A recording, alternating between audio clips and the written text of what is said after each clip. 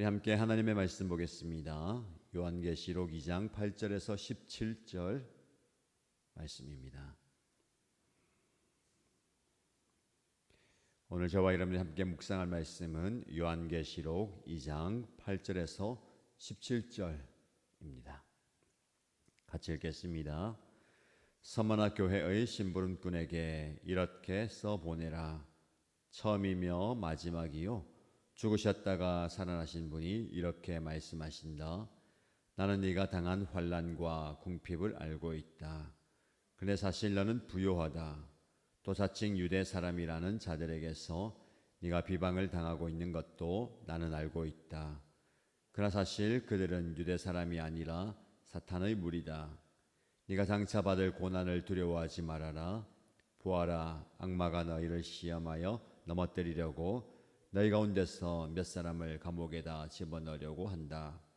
너희는 열흘 동안 환난을 당할 것이다. 죽도록 충성하여라. 그리하면 내가 생명의 면류관을 너희에게 주겠다. 귀가 있는 사람은 성령이 교회들에게 하시는 말씀을 들어라. 이기는 사람은 둘째 사망의 해를 받지 않을 것이다. 버가모 교회의 심부름꾼에게 이렇게 써 보내어라. 날카로운 양날칼을 가지신 분이 이렇게 말씀하신다. 나는 네가 어디에 거주하는지를 알고 있다. 그곳은 사탄의 왕좌가 있는 곳이다.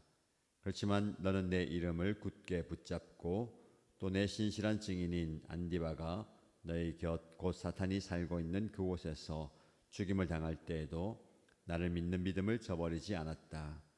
그러나 나는 내게 몇 가지 나무랄 것이 있다. 너희 가운데는 발람의 가르침을 따르는 자들이 있다. 발람은 발락을 시켜서 이스라엘 자손 앞에 올무를 놓게 하고 우상의 제물을 먹게 하고 음란한 일을 하게 한 자다.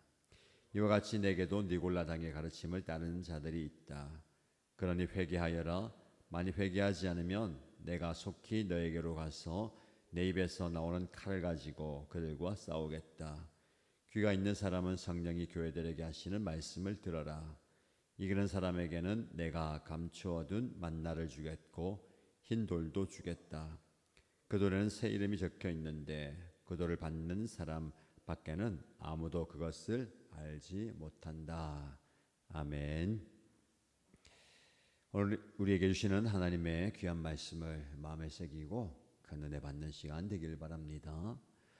우리는 어제 에베소 교회에 주시는 예수님의 말씀을 묵상했습니다. 오늘은 서머나 교회와 버가모 교회에 주는 예수님의 말씀을 통해서 저와 여러분 우리 교회에 주는 중요한 교훈을 얻고자 합니다. 서머나 교회나 버가모 교회 이 두 교회의 공통점은 황제의 도시였다라는 겁니다. 황제를 숭배하는 도시. 비록 그들이 부요한 외적 물질의 복을 많이 받았지만 그 도시는 우상을 숭배하는 도시였습니다. 더 나아가서 로마의 황제가 모든 것의 중심이었습니다. 로마의 황제를 주라고 고백하지 않으면 장사도 할 수 없고 물건을 살 수도 팔 수도 없는 그 상황입니다. 그 어려운 상황 가운데 이 교회가 성도들이 신앙을 지켜가는 것이 쉽지 않다라는 것을 우리가 예측할 수가 있습니다. 오늘날 저와 여러분에게 적용한다면 우리를 억누르는 혹은 우리의 마음을 빼앗는 황제는 무엇인가를 돌아보면 좋겠습니다. 물질이 될 수도 있고 성공이 될 수도 있고 성취가 될 수도 있고 자칫 우리가 우리의 마음을 송두리째 빼앗길 수 있는 그 황제가 우리의 마음과 삶에 자리하고 있다라는 겁니다. 이것 없으면 안 된다는 거. 나는 예수님을 믿지만 예수님이 주인이라는 것을 알고 있지만 실상에서는 예수님이 주가 아닌 그것이 주인이 되어서 내 삶을 붙들고 있을 수 있다는 겁니다. 황제 숭배가 만연한 이 시대 가운데 우리가 어떻게 예수님을 향한 믿음을 지켜나갈 수 있을까를 몇 가지 살펴보겠습니다. 첫 번째는 여러분의 현실을 직시해야 됩니다.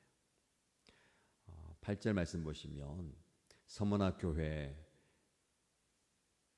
주시는 예수님의 말씀을 소개하죠. 처음이며 마지막이요 죽으셨다가 살아나신 분이 이렇게 말씀하신다. 요한계시록 보면 예수님이 각 교회에 말씀하시는데 그 예수님이 누구신가에 대해서 다양하게 소개됩니다. 예수님은 누구십니까? 처음이요 마지막이고 죽으셨다가 살아나신 분. 중요한 의미가 담겨 있죠. 예수님은 시작과 끝입니다.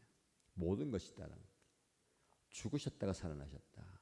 죽음도 초월하는 생명을 주신 분입니다. 그분이 뭐라고 말씀하시냐면 9절 말씀에 네가 당하는 환난과 궁핍을 내가 알고 있다. 이어서 자칭 유대 사람이라고 하는 자들에게서 네가 비방을 당하고 있는 것도 나는 알고 있다. 여러분, 예수님께서 저와 여러분의 사정을 다 아신다는 거예요. 근데 우리가 좀 마음에 걸리는 것은 아시는 분이, 잘 아시는 분이 환난과 궁핍과 핍박과 비방을 왜 그냥 두는 거예요. 아시면 그것을 좀 제거해 주거나 감해 주거나 없애주면 좋잖아요. 근데 네가 그렇게 환난을 당하고 궁핍을 당하고 어려움을 당하는 거 내가 안다. 마음이 좀 어려울 수 있을 것 같아요. 아시면 좀 해결해 주시지. 그게 참 어렵잖아요. 여러분, 우리가 신앙생활하면 문제가 없을 것이다 라는 큰 착각에 빠집니다. 예수 잘 믿으면, 신앙생활 열심히 하면, 봉사하면 환난과 궁핍과 어려움 없을 것이다. 그렇지 않죠. 세상에서 우리는 환난을 당하는 겁니다. 그러나 담대하라, 내가 세상을 이기었다. 중요한 것은 문제가 없는 게 아니에요. 우리는 문제가 없는 상황을 기대합니다. 문제 없는 세상에 살고 싶어 해요. 문제 없는 오늘을 살고 싶어 하는데, 그런데 문제가 없는 게 중요한 게 아니죠. 문제가 있어도 그 문제를 우리가 어떻게 극복해 나가느냐입니다. 똑같이 문제가 있어요. 그 문제 가운데 하나님의 임재를 경험하는 사람이 그리스도인인 거예요. 아니, 어떻게 이런 상황 속에서, 이런 환난 속에서, 이런 곤란한 상황 속에서 하나님의 임재를 경험할 수 있느냐. 광야를 지나게 하시는 하나님, 그러나 그 광야에서 동행하시는 성령님, 이게 복인 거예요. 푸른 초장 쉴만한 물가로 우리 주님은 인도하십니다. 그러나 자칫 놓칠 수 있는 게 푸른 초장 쉴만한 물가를 거닐지만 성령과 동행하지 않는다면 그곳은 광야보다 못한 곳이 되는 거예요. 비록 저와 여러분들이 현재 광야의 길을 걸어가고 있다 하더라도 주님 뭐라고 말씀하시죠? 알고 있다. 그 알고 있다는 말이 그래 그냥 마음속으로 안다는 게 아니라, 여기서 안다는 것은요, 함께 안다는 겁니다. 네가 경험하는 모든 것을 내가 함께 안다. 내 곁에 있다라는 겁니다. 중요한 것은 이 고난과 어려움이 여기서 끝나지 않습니다. 10절 말씀에 네가 장차 받을 고난을 두려워하지 마라. 아니, 지금도 환난과 궁핍과 비방과 어려움이 있는데 장차 받을 고난이 또 남아있다라는 거예요. 신앙생활의 어려움이 여기에 있습니다. 이제 좀 해결된 것 같으면, 이제 좀 끝난 것 같은데 장차 받을 고난이 또 있다라는 거예요. 악마가 너희를 시험하여 넘어뜨리고 너희가 온 몇 사람을 감옥에다 집어넣는다. 너는 열흘 동안 환난을 당할 것이다. 우리의 현실을 직시해야 됩니다.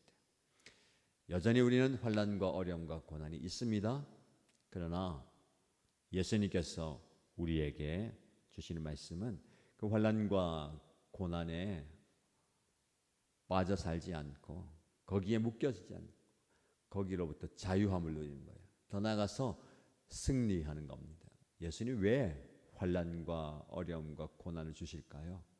승리의 경험을 주시는 거예요. 무슨 말씀인지 아시겠습니까?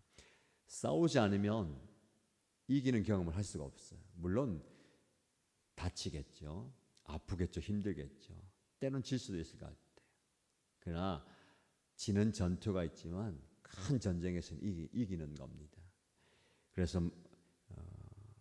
11절 말씀에 이기는 사람은 둘째 사망의 해를 받지 않을 것이다. 요한계시록의 중요한 핵심이 너희가 그런 말세에 환난을 당할 것이고 어려움을 당할 것이지만 끝까지 이기는 자에게는 생명의 면류관을 주신다라고 말씀합니다.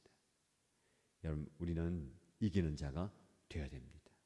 이기기 위해서는요 뭐 해야 됩니까? 싸워야 돼요. 부딪혀야 됩니다. 피를 흘려야 돼요. 아픔을 극복해야 되고 어려움을 극복해야 됩니다. 여러분의 삶의 자리에서 주님과 함께 여러분이 겪고 있는 그 영적 싸움에서 이겨내시기를 축복합니다. 부흥의 기간 동안 많은 분들이 은혜 받았잖아요. 근데 은혜가 있는 곳에 뭐가 있습니까? 항상 영적 도전이 거세다는 거예요. 부흥의 전, 부흥의 후, 부흥의 한 동안 우리 은혜 받았고 이제 도전 받아서 열심히 주님을 위해서 충성하려고 결단하잖아요. 바로 뭐가 찾아옵니까? 안 될 상황이 찾아오잖아요. 못할 상황이 어려움이 찾아오는 거예요. 그때 지면 안 되는 거예요. 항상 우리는 그 생각이 듭니다. 내가 절대로 지면 안 된다. 상황에 지면 안 돼. 환경에 지면 안 돼. 내 감정에 지면 안 된다. 오늘 말씀해 보세요. 사단의 무리, 악마가 시험하여 넘어뜨리려고 한다는 겁니다. 우리는 이 믿음을, 이 결단을 지켜내기 위한 싸움을 끝까지 해야 됩니다. 여러분이 축복합니다. 우리 주님께서 이기게 하실 줄로 믿습니다. 버가모 교회로 넘어가 볼까요? 마찬가지로 날카로운 양날 칼을 가지신 분이 이렇게 말씀하십니다. 나는 네가 어디에 거주하는지를 알고 있다.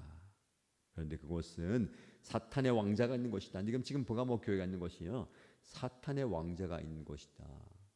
황제에 숭배하는 그 곳이다. 예수님이 왕좌에 있어야 되는데 사단이, 황제가 그렇게 있다는 거예요. 근데 그 황제 숭배 사상 속에서 발람의 가르침을, 니골라당의 가르침을 따른 자들이 있다는 겁니다. 무슨 말이에요? 믿음을 잘 지키다가 타협하는 사람들이 생긴다는 겁니다. 환난과 핍박과 고난과 어려움 가운데 타협하는 거예요. 이 정도는 봐주겠지, 이 정도는 괜찮겠지. 그러나 16절 말씀에 회개하여라, 돌아오라라는 겁니다. 내가 속히 너에게로 가서 내 입에서 나오는 칼을 가지고 그들과 싸우겠다. 마찬가지로 영적 싸움이 있다는 겁니다. 17절 말씀에도 이기는 사람에게는 내가 감추어둔 만나를 주겠고 흰 돌도 주겠다. 감추어둔 만나는 이스라엘 백성들이 광야에서 살아날 수 있는 하나님의 공급하심이었잖아요. 내 만나가 감추어져 있다는 겁니다. 그것을 주겠다. 흰 돌도 주겠다. 흰 돌은 그 당시 로마 시대에서는요, 이 흰 돌이 의미하는 것은요, 무죄 판결의 표시입니다. 그래서 중요한 행사에 입장할 수 있는 입장권이에요. 그리고 승리의 상징입니다. 이것을 내게 주겠다. 그 돌을 받는 사람밖에는 아무도 그것을 알지 못한다. 여러분, 서머나 교회와 버가모 교회, 서머나 교회는요, 외적인 공격이 강렬했습니다. 환난과 궁핍과 비방과 어려움. 그런데 버가모 교회는요, 그 외적 공격 못지않게 내부적인 타협에 넘어지는 거예요. 우리의 신앙생활도 마찬가지입니다. 외적 공격이 심한 분이 있습니다. 그러나 그보다 못지않게 어려운 게 뭡니까? 내적인 타협. 그리스도인은 절대로 세상과 타협해서는 안 되는 겁니다. 진리를 수호하기 위해서, 믿음을 지켜나가고 공동체를 지켜나가기 위해서 타협해서는 안 되는 겁니다. 무슨 말이에요? 싸워야 되는 거예요. 서머나 교회나 버가모 교회나 이기는 사람에게는 생명의 면류관을 감추어둔 만나를 흰 돌을 주겠다라고 말씀하셨어요. 저와 여러분, 외부적인 공격과 내부적인 타협점 앞에서 넘어지지 말고 지지 마십시오. 끝까지 승리하시기를 주님의 이름으로 축복합니다. 주의 말씀을 우리 오늘의 삶에 좀 적용하면 좋겠습니다. 세상은 끊임없이 우리의 무엇을 요구할까요? 충성을 요구합니다. 여러분, 예수님께 충성해야 되는데 우리가 예수님께 충성하지 못하잖아요. 단지 그냥 사는 게 아니고요. 반대로 예수님께 순종하지 않으면 세상에 충성하는 겁니다. 자연스럽게. 세상은 성공이라는 황제를 앞세워서 더 높이 올라가라고 이야기합니다. 세상은 물질이라는 황제를 앞세워서 더 많이 가지라고 얘기합니다. 세상은 인기라는 황제를 앞세워서 더 많은 추종자, 따르는 자들을 얻으라고 얘기합니다. 세상은 쾌락이라는 황제를 내세워서 더 많이 즐기라고 이야기합니다. 그것이 우리의 외적 공격일 수도 있고 내적인 타협이 될 수도 있습니다. 여러분, 어떤 도전 앞에 서 있습니까? 그 도전 앞에 승리하시길 바랍니다. 어떻게 이길 수 있을까요? 어떻게 이길 수 있을까요? 여기 보시면 13절 보시면 너는 내 이름을 굳게 붙잡고 라고 말씀합니다. 내 이름을 굳게 붙잡고. 승리하기 위해서는요, 예수의 이름을 붙들고 나가야 되는 겁니다. 그 예수의 이름이 승리의 비결입니다. 예수의 이름을 붙들고 여러분의 삶의 자리에서 찾아오는 도전 앞에 두려워 마시고 물러서지 마시고 당당하게 맞서서 싸워 이기는 승리자가 되시기를 주님의 이름으로 축복합니다.